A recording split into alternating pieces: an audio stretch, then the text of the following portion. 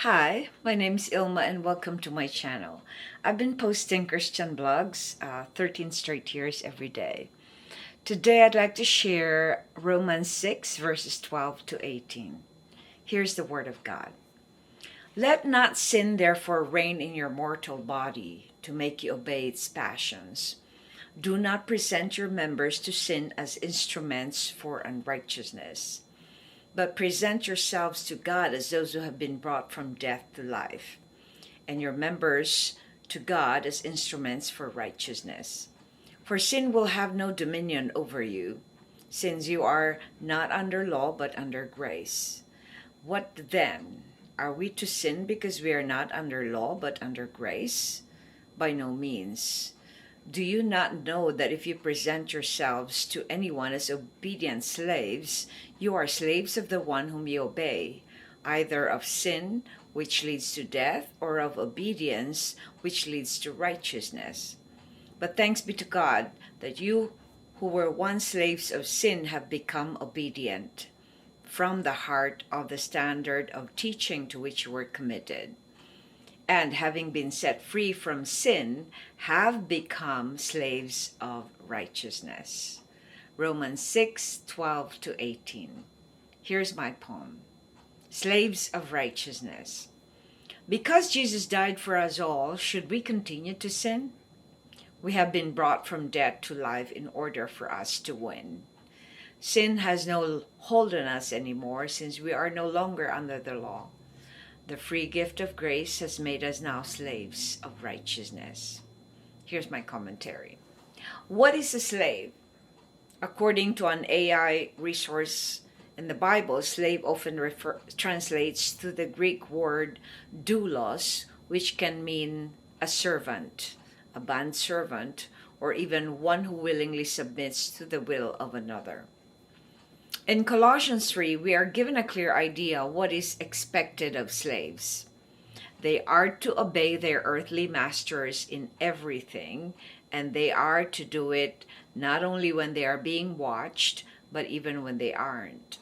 They are to do it sincerely, as if they are doing it for God Himself. They are to do everything for them as if they are working for God Himself and not for human masters.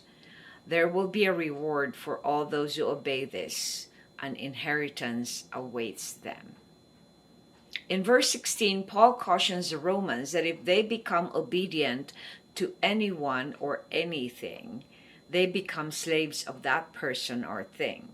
It sounds to me like idolatry, doesn't it? If we idolize something or someone, we become slaves of them.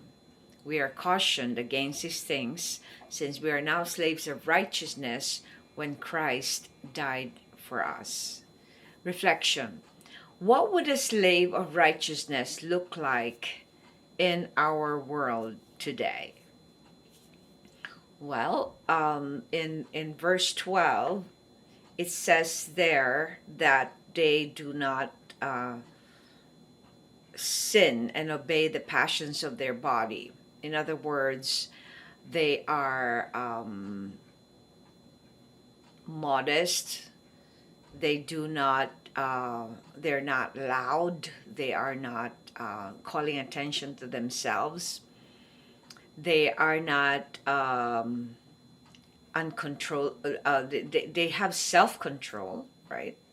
And in verse 13, it says, do not present your members to sin as instruments for unrighteousness. They do not exhibit sinfulness. They do not cheat. They have a good integrity. They are not dishonest. They are probably loving, doing favors to their neighbors, and to, it doesn't have to be all believers, but they love everyone as God would love everyone. They would be patient, kind, because that's what the sample of the fruit of the Spirit, that you're patient, loving, kind, enduring.